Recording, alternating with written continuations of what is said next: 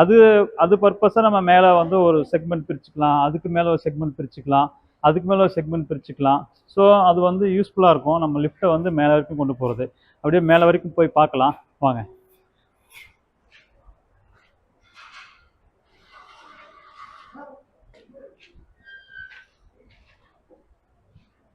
இது ஃபர்ஸ்ட் ஃப்ளோருடைய ground floor to first ஃப்ளோருக்கான ஸ்டேர் கேஸுங்க.